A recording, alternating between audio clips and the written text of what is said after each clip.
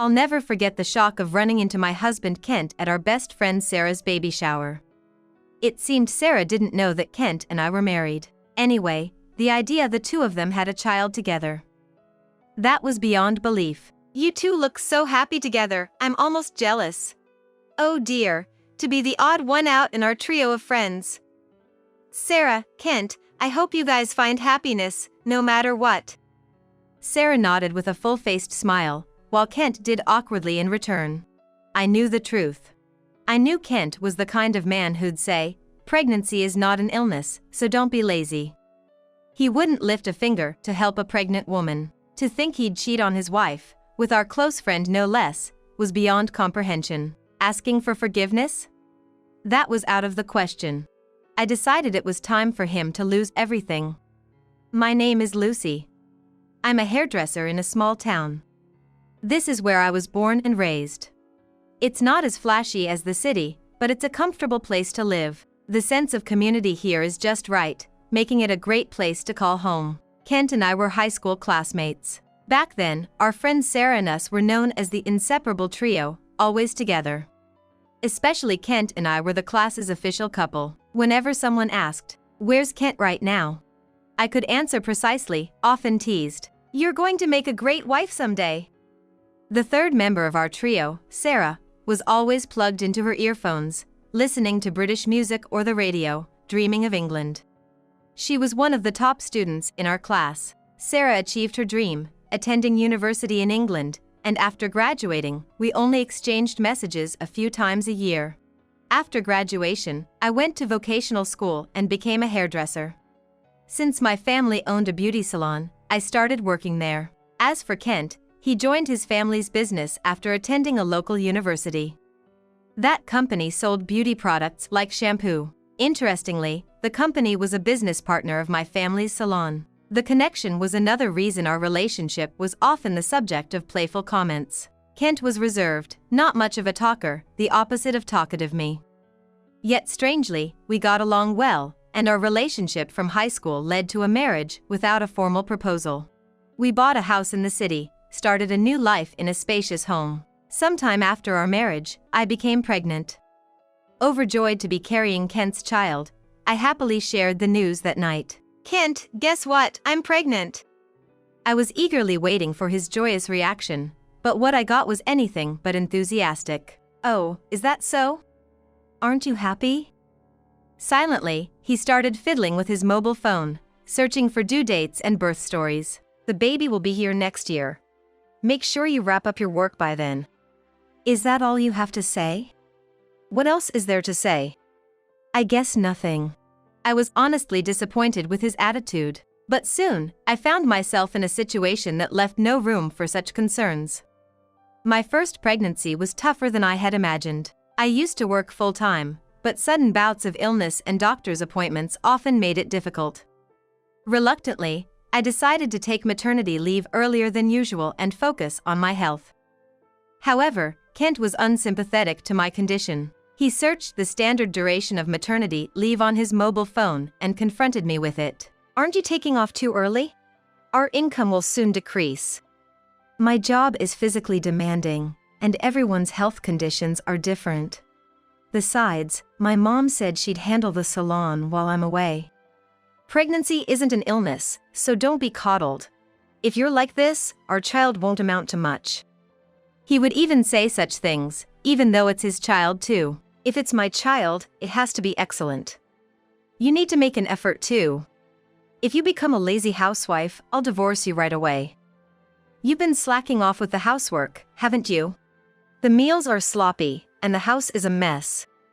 I just can't manage it all right now. I have a limited diet. Can't you at least prepare your own meals?" In fact, he was completely reliant on me for household chores. Growing up in a family business, I was accustomed to housework from a young age. Whereas, it seemed he never had to lift a finger at home, thanks to his mother being so diligent. "Men in our family don't do housework." It was his mother Catherine's mantra, suggesting a belief that it was a woman's role. While I admired her dedication to household chores, it resulted in Kent being clueless about even basic tasks like laundry. That was a source of quiet frustration for me. As I was pondering how to discuss this with Kent, I suddenly needed to use the restroom. Those who've been pregnant might understand, but at that time, I needed to go quite often. Sorry, I need to use the restroom. Again? Aren't you getting a bit old for this? When the belly grows, bathroom breaks become more frequent. How disgraceful. You're always complaining about your health lately. It's like living with an old woman. He then started a long rant about his grievances. But I was desperate to use the restroom. And frankly, I was uncomfortable with his incessant complaints and old woman comparisons, and just wanted to leave. When he finally took a breath, "I need to use the restroom," I managed to say. But he snapped, "I'm not done talking yet." Somehow, I endured his lengthy tirade and rushed to the restroom at the last possible moment. How uncool. Behind me, his voice could be heard muttering. Initially, his calm and unflappable demeanor was what attracted me to him. However, since finding out about the pregnancy, it feels like everything is backfiring. Moreover, he compares me to various people he reads about online. That celebrity was back to work right after giving birth, and her figure was perfect too. You'll be the same, right? I don't know, don't compare me to such incredible people so casually. You're both human, just give it a try. Don't disappoint me too much. Apparently, his expectations were ridiculously high. Besides, his information came from the internet, but he naively believed dubious facts. Every time we met, it led to such conversations, creating a tense atmosphere between us. Around the same time our baby was conceived, he started spending less time at home. Our arguments like the ones I just mentioned were one reason, but he also began going out at night or on weekends, claiming it was for work. That was not something we had seen in our life together before. He was the exact opposite of the increasingly popular image of a cooperative, involved father. One night, when he came home late, I decided to confront him. "You've been busy with work lately, haven't you?" "I'm cultivating new clients, it's none of your business." "But Kent, have you been drinking?" "This is my refreshment. Stop nagging." His voice was so loud it could be heard outside. Sure enough, I could smell the alcohol on his breath. "You never had to drink after work before." "What's going on?" "You wouldn't understand. Besides." Thus, his sneering began anew. "You're just lazing around at home while I work every day. This isn't fair." "I'm not lazing around. I'm quite busy preparing for the birth." "That's no excuse to neglect the household chores. You don't even put on makeup anymore. It's like you're using pregnancy as an excuse to abandon your femininity." "That's terrible." Holding back tears, I went to put his bag on the shelf, when something small fell to the floor with a clatter. "What are they? Wireless earbuds?" I picked them up casually and studied them closely. They were small, shaped like earrings, and in a cute pink color that many women would like. "Don't touch my bag without permission. That's an invasion of privacy." I always do this. "But Kent, you don't usually use earbuds, right? If they're lost, we should return them." "That's for me to worry about. Just focus on your chores. Why can't you even manage that properly?" His reaction was far too intense for just pointing out a lost item. As I was about to respond, I felt a dull impact in my abdomen. He had kicked me. "Don't forget you're being provided for. Keep your unnecessary comments to yourself, or I'll have to rethink things." I couldn't grasp what had just happened to me. After he stormed off to his room, I sat on the floor in a daze, replaying the recent events. I couldn't see how I had done anything to deserve being kicked. I couldn't comprehend his reaction. The next day, just to be safe, I went to the hospital to check on my baby. I couldn't dare say my husband had kicked me, so I lied that I had fallen at home. Fortunately, there were no abnormalities with the baby, but the area where I was kicked was bruised and discolored. Amidst that, some good news arrived. My best friend Sarah had given birth. She had gone to university in England and I heard she settled there for work, but apparently, she had returned to the US. Ideally, I would have brought Kent along, reuniting the trio of friends after such a long time, but unfortunately, he was away on a business trip. Reluctantly, I went to congratulate her by myself. In the bright, sunlit hospital room, Sarah lay in bed, looking relieved. As I entered the room, she struggled to sit up. "It's been a while. Congratulations on your baby." "Thank you. I actually came back to the US about a year ago but couldn't get in touch, sorry. I'm just glad the baby is safely here." She looked more refined than when she was a student, more grown up. By her pillow, I noticed earbuds identical to the ones I found in Kent's bag. She seemed to notice my gaze. "Oh, these? They're my favorite. I lost one recently, but my honey found it for me." "Really? What's your husband like?" "Actually, we're not married yet." "You know what? The guy is." Her words were interrupted by a knock on the door. Entering the room was none other than Kent. I was so shocked, I couldn't speak. "You must be surprised. Actually, I'm dating Kent now." She seemed unaware that we were married. She smiled innocently before my eyes. "Hey, long time no see. How's it going?" Kent's shameless demeanor pushed my confusion to the max. It's a reunion of the trio. I started seeing Kent again after returning from England. But with all the paperwork, we haven't married yet. "I see. As you can tell, I'm also expecting a baby." I felt an overwhelming urge to reveal everything. But I paused, regaining a bit of calm. I had a baby in my womb. I had to protect my child and myself. I pondered the most effective way to handle this predicament. In the end, I decided to keep things peaceful for now. "My husband is on a business trip right now. I really wanted to bring him along today." "That's a shame. I wanted to meet your husband." "It's really unfortunate. But having a husband like yours who accompanies her must be infinitely better." "My husband doesn't help out at all." I secretly glared at Kent. He deliberately looked away. "You two look so happy together, I'm almost jealous." "Oh dear, to be the odd one out in our trio of friends." "Sarah, Kent, I hope you find happiness, no matter what." Sarah nodded with a full-faced smile, while Kent did awkwardly in return. "By the way, this is a gift for the baby. I heard you can never have too many bibs, so I got these. I even got matching ones for my baby." "That's adorable, thank you. You must be excited about your baby too, Lucy. After a healthy delivery, we should all go out together." At the mention of all of us, Kent's shoulders twitched slightly. I pretended not to notice and continued smiling cheerfully. "Hey, let's take a photo while we're here. Sarah, hold the baby.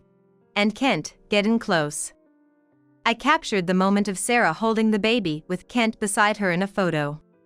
With a forced smile plastered on my face, I left the hospital room. Before I realized it, I was breathing heavily, my shoulders heaving. From beyond the door, I could hear Sarah's excited voice and Kent's low murmurs. Upon leaving the hospital, I hurried home. I opened my mobile phone and immediately contacted a real estate agent. "Yes, I know it's sudden, but I want to sell my house." "Yes, right away is fine. I want to complete the process quickly. Could you also refer me to a moving company?" I made arrangements to sell the house and contracted a moving company that the real estate agent recommended. Next, I called my in-laws. "Catherine? Due to some urgent matters with Kent, I'll be sending over some belongings.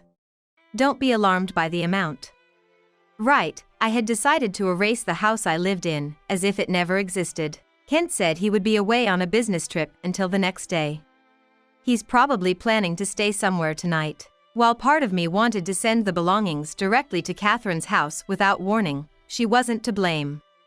At least I informed her. After finishing these tasks, I noticed incoming calls from Kent. In fact, since leaving the hospital, he had been calling incessantly. I ignored them and read a book. Then, a message came in. "Let's talk, just the two of us." What was there to talk about in that situation? Moreover, since the incident where he kicked my abdomen, a sense of caution towards him had sprouted in my mind. At that time, the caution had turned into suspicion, and I didn't even want to hear his voice. Once home, I immediately started packing. I entered his room and without hesitation began boxing up his belongings. Fortunately, it was the off-season for moving. I was able to sign up for a plan where the movers would help pack, making the shipping process smoother than expected. All that was left was to send my own belongings. After contacting my parents, they rushed over and the move was completed promptly. There was something I found in Kent's room. It was a partially completed divorce application. He was planning to leave me for Sarah and marry her. It seemed convenient, so I filled in the rest of the divorce application and decided to keep it safe. Just then, I received a call from Catherine. Lucy, I knew you were sending some things over, but I had no idea it would be this much. What on earth happened? The truth is, Kent has been having an affair. Do you remember Sarah from high school? It seems he has a child with her. I could sense her shock over the phone. Despite feeling sorry for her, I continued, I'm sorry, but I have proof. I'll send you a photo. I sent her the photo I took in the hospital room of Sarah, the baby, and Kent together. I don't want to believe it, but it's true, isn't it? I wish it wasn't. But it is. I'll be staying at my parents' house from tonight. She apparently tried to contact Kent after that but couldn't reach him. When she asked if I knew where he might be, I unexpectedly replied that he was no longer family to me. She understood my determination from my response. That evening, I took my essentials and returned to my parents' house, sleeping peacefully in my old room. The next morning, Kent contacted me. Hey! Our house is empty and there's a for sale sign up. What's going on? Don't you understand? Your home isn't there anymore. For now, your belongings are at your parents' house. I'm changing the locks tomorrow, so coming back would be pointless. What have you done? Let's talk, at least. Fine. How about this afternoon at your parents' house? I'll contact your mother. I ended the call quickly and started preparing to go out. That afternoon, the involved parties gathered at my in-laws' house. Kent's parents, my parents, Kent, and me. Catherine's face was noticeably pale. Surprisingly, she was the first to speak. Kent, is it true that you've been having an affair with your friend Sarah? Affair? No, we just started dating later, that's all. I don't want to hear excuses. And now there's a child involved. Looks like we were just really compatible. The next moment, Catherine punched Kent. What have you done? Lucy is carrying your child. How could you face her? I had never seen the usually calm and elegant her like that. A trickle of blood ran from Kent's nose, but he seemed unaware. Ouch. What are you doing? It's natural for a child to come from a loving relationship. How can you even say that? I interrupted the parent-child argument. First of all, how did you end up dating Sarah? I ran into her at the bus terminal while I was out on business. She had just returned to the US and was busy with a new job. She had a charm you didn't, Lucy. That's not a reason to start a relationship, is it? Ever since high school, I actually liked Sarah. But she was out of reach, so I settled for you. I was speechless at his brazen words. Meeting Sarah again and reminiscing made me realize she didn't have bad feelings for me. There's no reason to stop us now. He had kept his marriage a secret from Sarah. When Sarah became pregnant soon after they started dating, he considered divorcing me. Around the same time, I became pregnant too. He reached that point without the courage to divorce or the determination to remarry. How can you justify such selfishness? Aren't you ashamed of two-timing? Sarah and Lucy are completely different. Reuniting with Sarah made me realize how unsatisfied I was with Lucy. I plan to remarry Sarah and step up as a man. Don't be absurd. To think my son could do something like this, I'm so disappointed. Catherine's anger knew no bounds. If that's how you feel, our parent-child bond is over. You're also fired from the company. You're on your own from now on. That's fine by me. Honestly, I was skeptical. Could Kent, who had only worked in a small family business, really handle another job? You have no idea. The reason you could work till now is thanks to Lucy's salon. What? Lucy's salon? That small town shop doesn't significantly impact my performance. The only reason you had any success was because her shop promoted our products. Ungrateful. Listening silently, my parents announced they would cease business with Kent's company. It can't be helped. I'll start my own business. I'm still young, I can learn. With Sarah returning to work soon after giving birth, our new life is secure. I muttered into my mobile phone, so he says.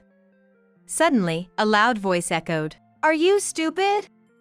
From the beginning of the discussion, I had been on a video call with Sarah. If I knew you were married to Lucy, I wouldn't have been involved.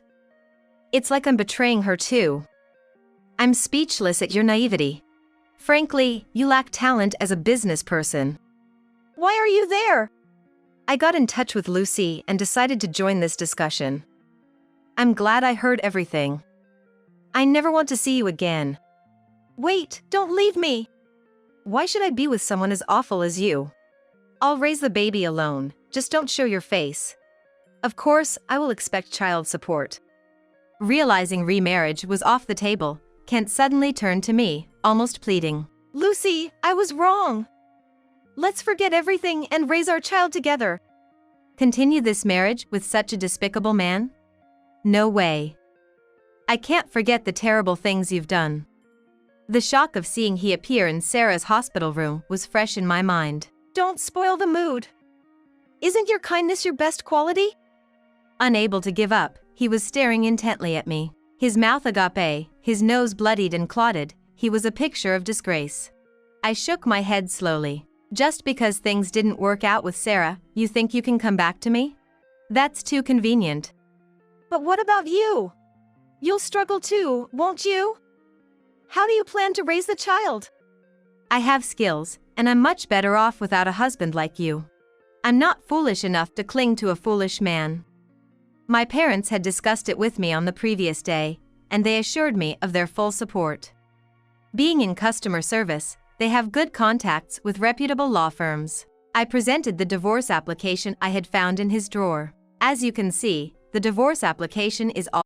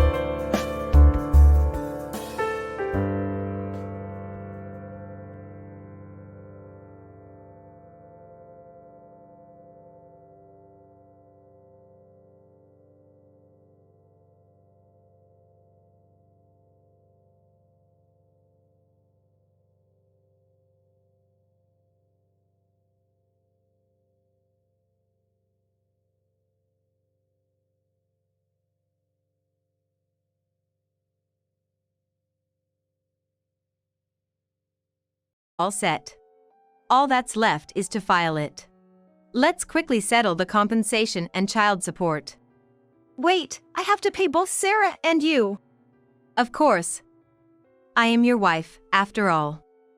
But don't think I'll overlook any negligence towards Sarah's situation either. I have a lawyer ready. He was at his wit's end. At that moment, I felt an unprecedented pain in my abdomen. Oh my, it hurts. My labor had started right at that moment. The discussion was obviously adjourned, and I was rushed to the local hospital by my parents. From there, everything happened so quickly. Exhausted from the stress of the discussion and the labor, I fell into a deep sleep in the hospital bed. Even when the nurses woke me up occasionally, I barely opened my eyes. After being discharged and returning home with my baby, I asked my parents about the current situation. My mother, as a hairdresser, had subtly spread rumors about Kent among her clients. Our customers are mostly housewives. A word or two from her was exaggerated and spread quickly throughout the town. On the other hand, Kent tried to start an internet sales company, something he was always interested in. He seemed to have underestimated personal connections, seeking solace in the internet. However, his capabilities did not match the power of word of mouth.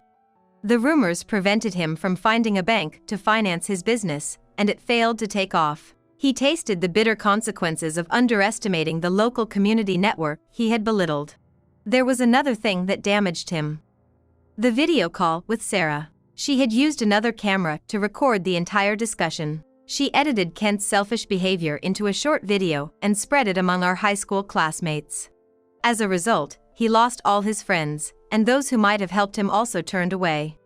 He was left to solve everything on his own. He was immediately kicked out of his family home and spent his days in a motel, depleting his savings while searching for a new home and job. Being unemployed and without a stable address, it was hard for him to settle down. Eventually, he moved to a distant land as it became uncomfortable for him to stay in the city. He finally found a part-time day job, struggling with the unfamiliar physical labor. Sure, there was no mercy. I warned him that if he ever missed a child support payment, I would sue him for assault for kicking me in the stomach. The photos I took of my injuries in case something happened to the baby proved to be useful. The medical records from when I was treated at the hospital for the injuries would also serve as significant evidence. I filed the divorce papers, and almost concurrently with giving birth, I became a single mother. I was not living alone though. I rent a house and decided to live with Sarah. It was the four of us, Sarah, our babies, and me. The children got along as if they were siblings. Sarah and I were best friends to begin with. With Kent out of the picture, our friendship as women only grew stronger. When one of us needed to step out, the other would take care of both babies, allowing us to manage work and have some time to refresh. We're already talking about taking our kids to the park together for the first time once they're a bit older. For now, I'm looking forward to enjoying this comfortable life.